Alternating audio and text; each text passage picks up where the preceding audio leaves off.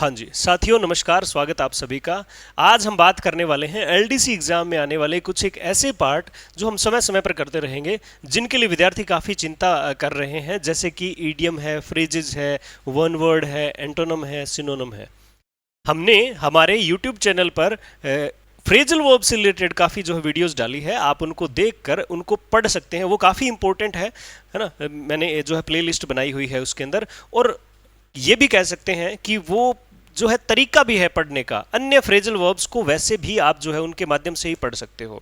पिछले 2 एग्जाम्स में वो वीडियोस काफ़ी इफेक्टिव साबित हुई, विद्यार्थियों ने काफ़ी उसका फ़ायदा लिया और परमात्मा की दया रही उन पर कि वो आज गवर्नमेंट जॉब में है, ग्रीन रजिस्टर पर साइन किए हुए हैं। आज हम बात करने वाले हैं आने वाले एग्जाम यानी एलडीसी एग्जाम की कुछ एक बातों की।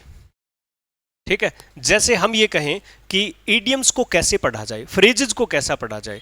वैसे हमारा जो क्लासरूम रनिंग है, जो हम सिलेबस चल रहा है और लाइव एंड रिकॉर्डेड क्लासेस जो चल रही है, उसके अंदर काफ़ी वीडियोस के अंदर हमने ये चीज़ें बताई हुई है कि कैसे पढ़ना है, क्या पढ़ना है, कहाँ से पढ़ना है। Easiest way of learning grammar हमने जो है किया हुआ है आपके सिलेबस के अकॉर्डिंग।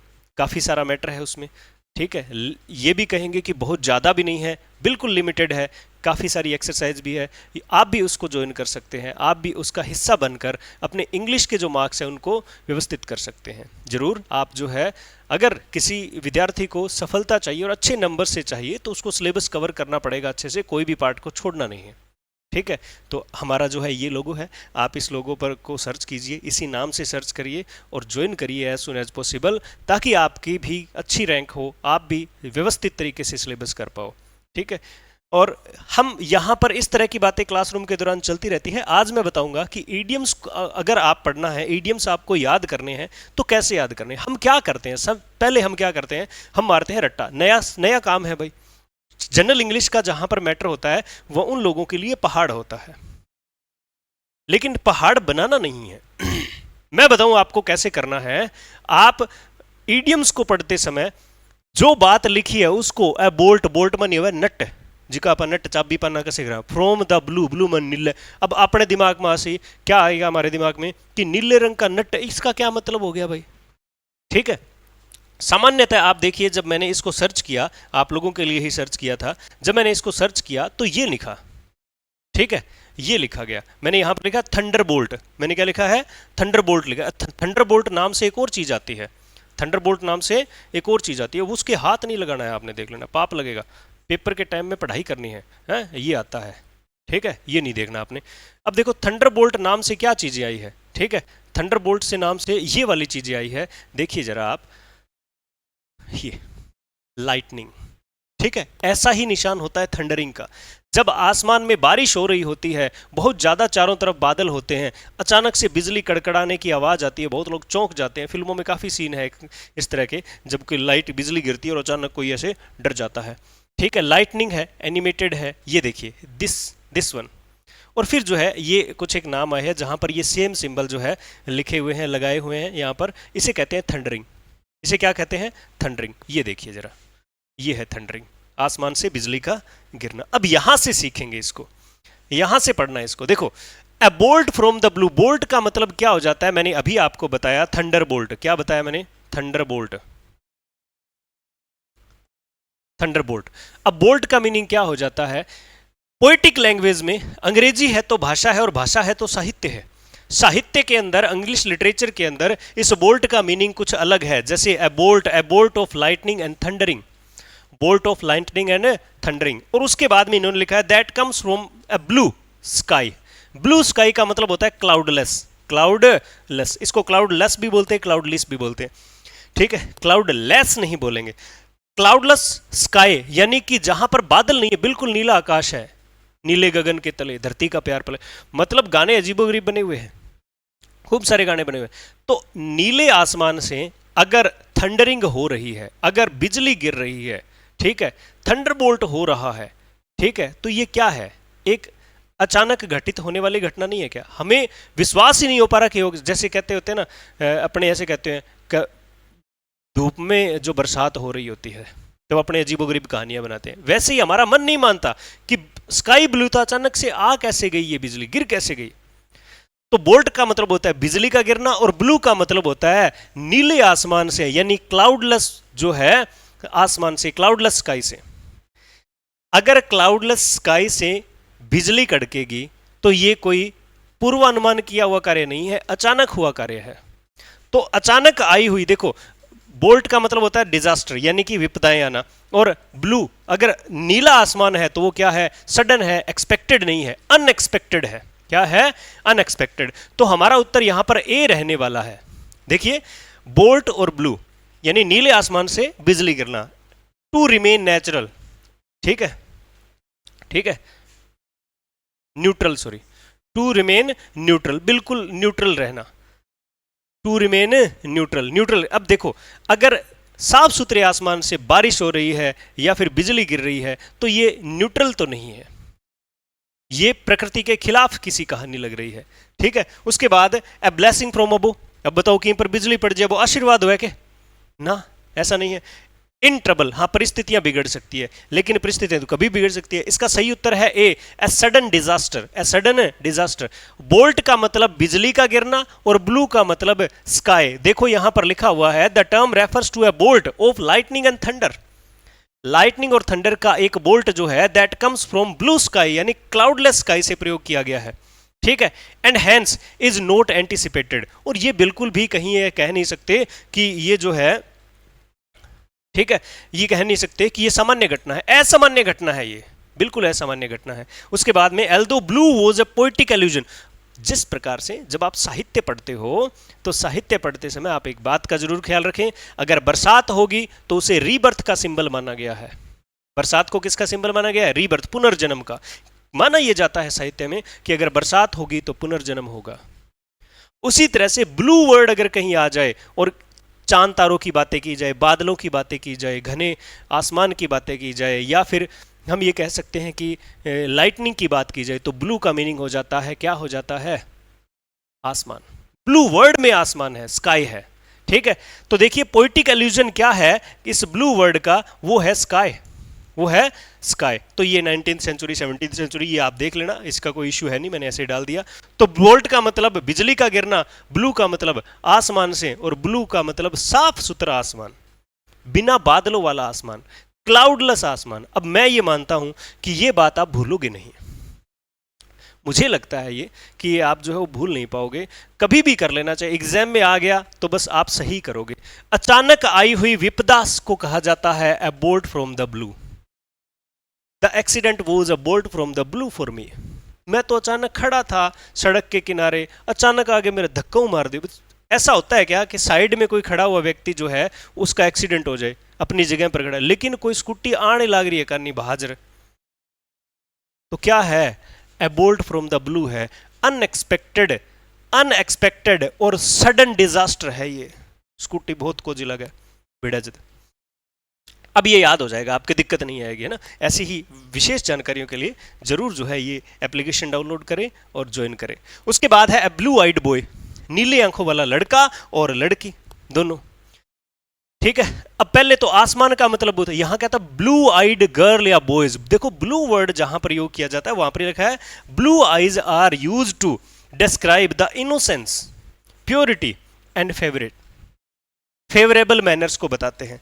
इनोसेंस का मतलब यहां पर क्या होता है, मासूम सा दिखने वाला, ठीक है। Purity of heart, purity of nature, purity of behaviour कह सकते हैं। और फेवरेबल, जो हमारा फेवरेट है उसे हम कहेंगे ब्लू आइड। उसकी आंखें नीली नहीं है, आंखें कई प्रकार, काली आंखें सबसे ज्यादा है, भूरी आंखें हैं, ब्राउन, कुड़िए ने तेरे ब्राउन रंग ने, ठीक है। उसके बाद में आता है, ठीक है, ब्लू आइज। ब्लू आइज काफी सुंदर लगती है, आप इंग्लिश सॉन्ग्स जो है वो सुनिए, आप मूवीज देखिए, वहां पर आपको इस तरह की जो है, आपने कौन लादा है, ठीक है, अपना कौन मिलेगा, गंगानगर मानगढ़ कहीं नहीं मिलेगा, नागौर वगैरह कहीं नहीं मिलेगा। ये लंदन पेरिस का काम है, वहां के लोग इस तरह के शौक रखते हैं, ब्लू आइज का अपने नहीं मिलेंगे। तो ब्लू आइज का मतलब फेवरेट, प्योरिटी एंड इनोसेंस, ये तीन मतलब होते हैं। अब आपको ब्लू आई का मतलब ये नहीं है किसी व्यक्ति विशेष की आंखें जो देखो, someone with A defective vision. अब इनको तो मतलब ही उल्टा हो गया, इसका तो मतलब ही उल्टा हो गया। ये कहता है ब्लू आइड बॉय। अब ब्लू आइज आंखें कैसी होती है, ब्लू आइज अगर आंखों का कलर चेंज हो रहा है तो उसको ये मतलब थोड़ी उसको कम दिखेगा। डिफेक्टिव विजन का मतलब क्या हो जाता है, कमी हो विजन में, दृष्टि में, ठीक है, देखने में नहीं है भाई। ए फेवरेट, ये इसका सही उत्तर है, ठीक है। ए चार्मिंग पर्सन, अब जरूरी है क्या किसी की आंखें नीली हो तो वो चार्मिंग ही लगेगा, हैं? क्योंकि जुखाम ही न टूटे तो, और आंखें ब्लू हो फिर। ध्यान से भाई, ध्यान से, ठीक है, ये भी नहीं होगा। A person of European descent, ये भी नहीं है, कोई जरूरी नहीं है यूरोपियन का हो, ठीक है। तो यहां पर है ए फेवरेट वन। तो जिसकी ब्लू आइड किसको बोलेंगे? ब्लू आइज बॉय या ब्लू आइड गर्ल किसको बोलेंगे? उसको बोलेंगे जो हमारा फेवरेट है, जो हमारा फेवरेट है। मेरी आंखों का तारा, है ना, बोलती है ना मम्मियां दादियां बोलती है ये तो मेरी आंखों का तारा है, वही है ये बात, ठीक है। तो ब्लू आइड बॉय। उसके बाद में देखिए ए bull in A China soap. देखो देखो बुल का मतलब क्या होता है। आप जब इसको जो है यूट्यूब पे या गूगल पे डालेंगे तो फोटो आएगी फोटो आएगी। मैं दिखाऊं क्या आपको? दिखा देता हूं मैं आपको। आप इससे आप ये भी जानिए कि आपको ये भी पता लगता रहेगा कि how to study in English language.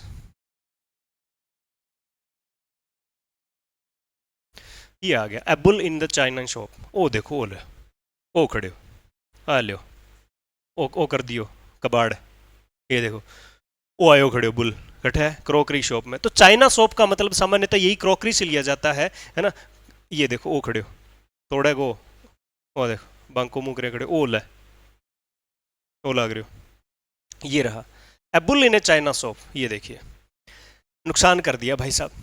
अब इसको देख लो इसको देख लीजिए और आपको पता लग जाएगा। चाइना शॉप का मतलब ये नहीं चीन की दुकान है, ऐसा नहीं है। चाइना शॉप का मतलब ऐसी वस्तुएं जो क्या है, जिनको विशेष प्रकार की व्यवस्था जो जरूरत होती है, जो है सॉफ्ट चीजें हो सकती है वो, है ना, जल्दी टूटने वाली हो सकती है। अब इस दुकान में ये और ये घूमने लग जाए फिर एम जोर को कोई एडो है, कोई है इनमें कहते कितो जोर है, कोई जोर को नहीं, वो तोड़ फोड़ करके बिंतामा करने कट जाए। तो able in A China shop, तो वो क्या होगा? ऐसा पर्सन होगा जो वहां पर व्यवस्थित नहीं है, एक ऐसा पर्सन जो वहां पर बिल्कुल भी नहीं जच रहा, ठीक है। कुछ बच्चे होते हैं इस प्रकार के, ठीक है, कुछ बच्चे होते हैं इस प्रकार के जिनको हमारे दादियां नानियां जो है मम्मियां बोलती है उजाड़ो, एक नंबर को उजाड़ करे निरोई, ऐसे बोलते हैं ना। उसको अगर किसी सॉफ्ट चीज को या फिर टूटने वाले चीज को ऐसे बोलते कि बेटा इसको रखे अंदर, उसको दे दो, तो वो क्या है? Able in A China shop है। मतलब कुछ लोगों के हाथ पैर ऐसे ही हिलते हैं, उजाड़ करे बगैर रहते ही नहीं है, वही होते हैं ये able in A China shop. इसका मतलब देखो ए person who is very ugly, illogical, है ना, but loves the beautiful things of life. सुंदर चीजों को प्रेम करने वाला नहीं है, ऐसी कोई कहानी नहीं है, ठीक है। A person who takes a sadistic delight in harming innocent people, ठीक है।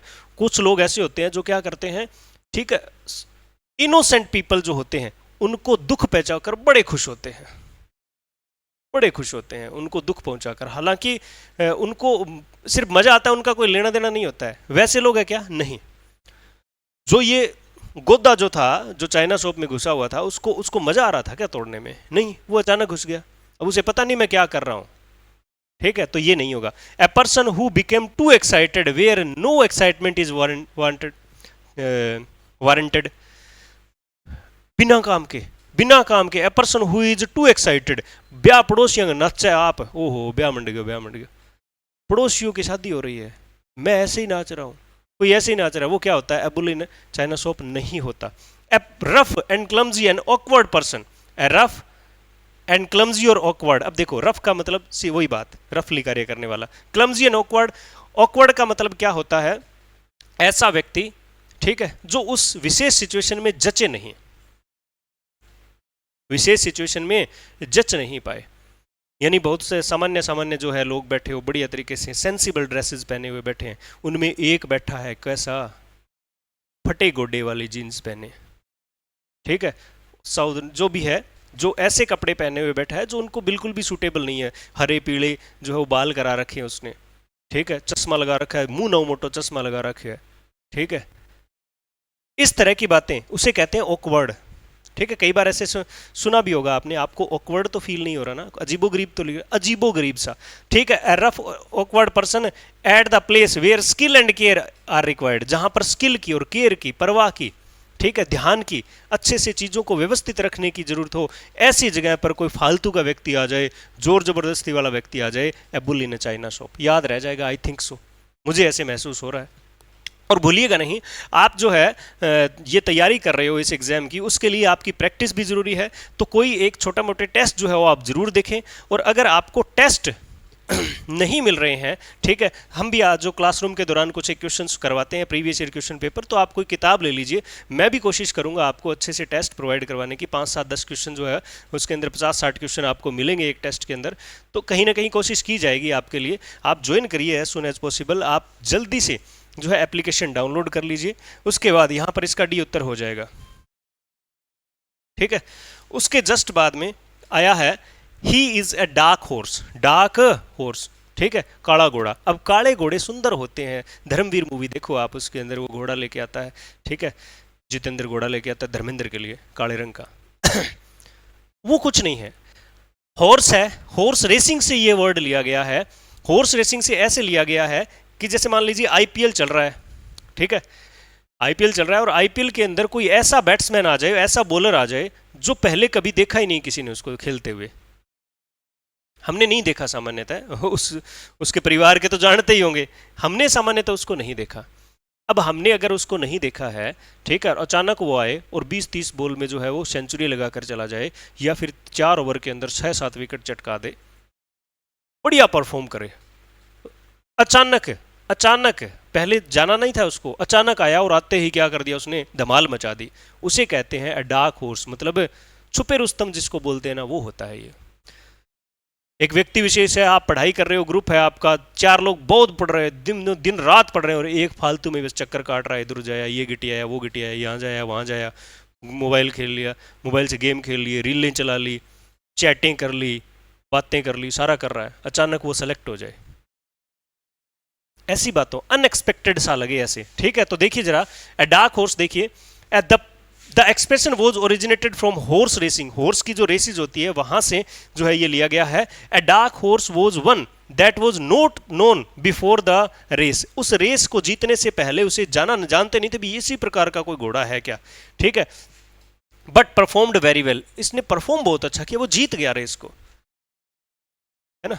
तो ऐसे व्यक्ति जो क्या है, छुपे रुस्तम से लगे, उसे कहते हैं ए डार्क हॉर्स। डार्क हॉर्स याद रखना है, ऐसा कोई नया नवेला घोड़ा, नई नवेली होती है तो नया नवेला भी होता है, ऐसा नया नवेला कोई घोड़ा जो क्या है पहले जाना नहीं गया था और पहली बार जो है उसने जो है वो रेस में आया और पहली बार विजय हो गया, जीत गया, उसे कहते हैं डार्क हॉर्स।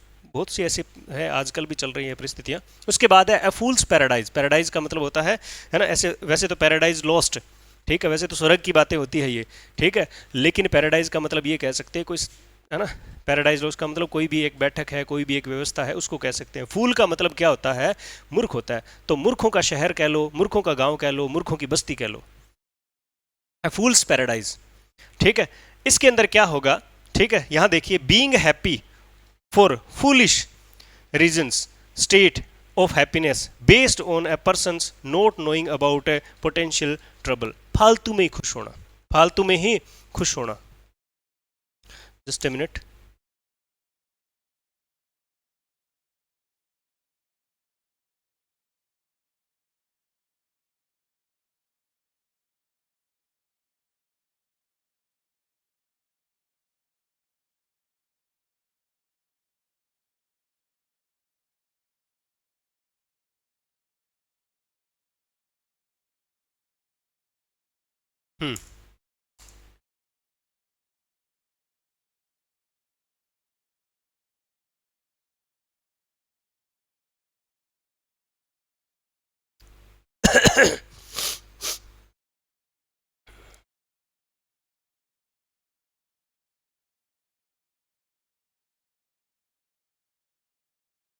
हाँ जी,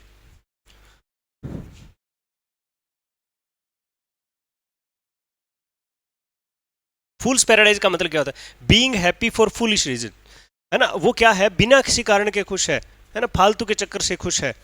average person who proves himself smart in company of fools. एक वैसे अंधों में काने राजे वाली कहानी है ये। तो ये कहता है कि कोई कंपनी ऑफ फूल्स जो है उसके अंदर क्या हो, अपने आप को स्मार्ट साबित कर दे, ऐसा कुछ नहीं है। A state of happiness based on a person's ignorance about potential trouble and at the actual problem.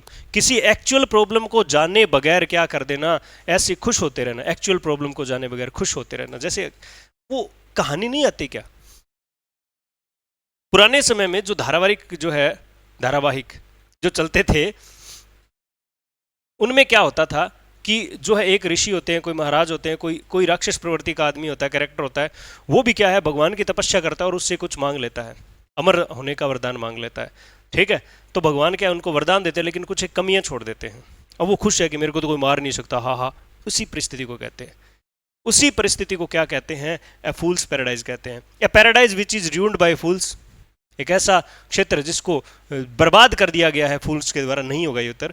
ठीक है, pretending that everything is going fine when actually, ठीक है, all is being lost, all is being lost, है ना। ये कहना कि सब कुछ ठीक है, कहते हैं ना टूटे हुए दिल जो है कि तुम मेरे दिल के अंदर कितने दुख है तुम नहीं जानते हो। ठीक है, मेरे चेहरे की मुस्कान देखकर मुझे पहचान रहे हो, तुम गलती कर रहे हो, वो कहानी है इसमें। तो इसमें जो है ये 2 नंबर जो है, state of happiness based on persons ignorance about potential troubles, व्यक्ति रियल में जो परेशानियां हैं उस वो तो इग्नोर हो रही है और उसके बगैर क्या है, खुश है। तो उसे क्या है, ऑप्शन नंबर बी जो है इसका बिल्कुल एग्जैक्ट आंसर रहेगा। तो फूल्स पैराडाइज का मतलब मूर्खतापूर्ण जो कार्य करना, खुश होना, रियल में बात खुशी वाली है नहीं फिर भी खुश हो रहना, रियल में जो प्रॉब्लम है उसको क्या कर देना, इग्नोर करना। तो ये इसका मतलब है। आप सभी इसी तरह से अगर थोड़ा थोड़ा समय लगाकर इनको रोजाना 10-20 पढ़ेंगे ना, तो एग्जाम तक आपके पास 200-300 वर्ड प्रत्येक टाइप ऑफ वोकैबुलरी के होंगे। तो एक व्यवस्थित प्लान की जरूरत होती है अगर किसी पेपर को पास करना होता है तो, अदरवाइज दिक्कतें आएंगी। तो आप इन्हीं दिक्कतों को दूर करने के लिए as soon as possible you can an English academy join करें। कोर्स लाइव है, वहाँ पर आप ज्वाइन कर सकते हैं और बेनिफिट्स जो है ले सकते हैं। मिलते हैं अगले वाली क्लास में, धन्यवाद।